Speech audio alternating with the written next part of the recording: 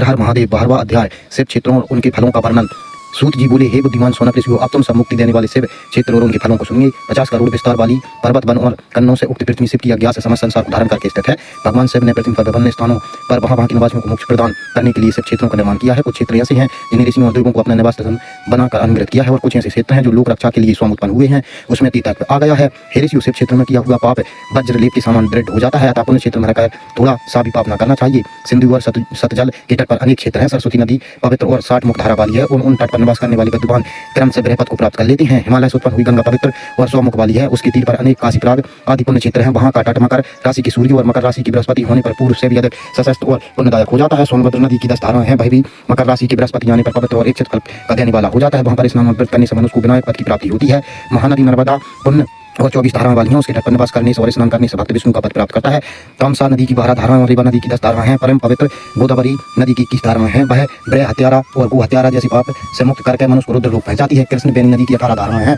वहां सब प्रकार के पापों का नाश करने वाली और विष्णु लोक की दात्री है। तुंगभद्रा नदी के 10 मुख हैं। वह भी ब्रह लोक की देने वाली है। स्वर्णमुखी नदी की 9 धाराएं हैं। ब्रह लोक से लौटे हुए जीव उसी के तट पर जन्म लेते हैं। सरस्वती नदी, पंपा सरोवर, कन्याकुमारी, अंतरीप और शुभ सवित नदी, ये सब पुण्य क्षेत्र हैं। इनके तट पर निवास करने से इंद्र लोक की प्राप्ति होती है। सूर्य पर्वत से निकली हुई महानदी नदी कावेरी की 27 धाराएं हैं, जिसके तट पर निवास करने से स्वर्ग, ग्रह और विष्णु लोक की प्राप्ति होती है। कावेरी नदी के जो तट शिव क्षेत्र के अंतर्गत आते हैं, वे अभिष्ट फल की देने वाली और शुभ लोक शिव लोक प्रदान करने वाले हैं। नियमित सरायन और बद्रिकाश्रम में मेष राशि की सूर्य और गुरु के आने पर यदि स्नान करें तो उस समय कृत स्नान पूजन दान से ग्रह लोक की प्राप्ति होती है। सिंह और कर्क राशि में सूर्य की संक्रांति आने पर सिंधु नदी में किया गया स्नान और केदार तीर्थ के जलपान और स्नान ज्ञानदायक है। गोदावरी नदी में स्नान करने से शिव लोक की प्राप्ति होती है। ऐसा पूर्व काल में शिव जी ने स्वयं कहा है।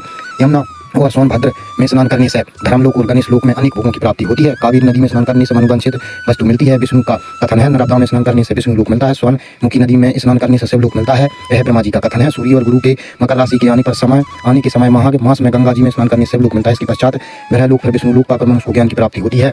माह मास में कुंभ के शुरू होने पर गंगा जी के तट पर किया हुआ श्राद्ध, पिंडदान और तर्पण दोनों कुलों के पितरों की अनेक पीढ़ियों का उद्धार करता है। कृष्णावेणी में स्नान करने से इंद्र लोक मिलता है। कावेरी और गंगा जी का तट शीघ्र ही पापों का नाश करता है। ताम्रपानी और वेगवती नदियां ब्रह्मलोक की दात्री हैं। उनके कुल पर अनेक पवित्र क्षेत्र हैं। वहां के निवासी आदि सदाचारी, शुभ भावना वाले और शुभ वृद्धि वाले हों तो उनको उत्तम फल मिलता है, अन्यथा नहीं। पुण्य क्षेत्र में किया हुआ अल्प पुण्य अनेक प्रकार से बढ़ता है, किंतु किया हुआ पाप भी विशाल हो जाता है। यदि पुण्य क्षेत्र में रहकर जीवन बिताना चाहते हैं तो उस पुण्य क्षेत्र से उसके पूर्वकृत पाप शीघ्र नष्ट हो जाते हैं। ऋषियों, तीर्थ वाच से उत्पन्न पुण्य कार्य, वाचक और मानस तीनों प्रकार के पापों का नाश कर देता है। दान करने से धनकृत पाप दूर हो जाते हैं, अन्यथा कल्पकोटि तक नष्ट नहीं हो पाते। पापों के बढ़ने से पुण्य का नाश हो जाता है। बीज अंश वृद्धि, अंश और भोग, अंश पुण्य और पापों में है। देवों का पूजन करने से, ब्राह्मणों को दान देने से और तपस्या के करने से समय पाकर मनुष्य का भोग सह के सामान हो जाता है। सुख की रक्षा करने वाले व्यक्ति को क्षेत्रों में निष्पाप परोपकार रहना चाहिए। हर हर महादेव।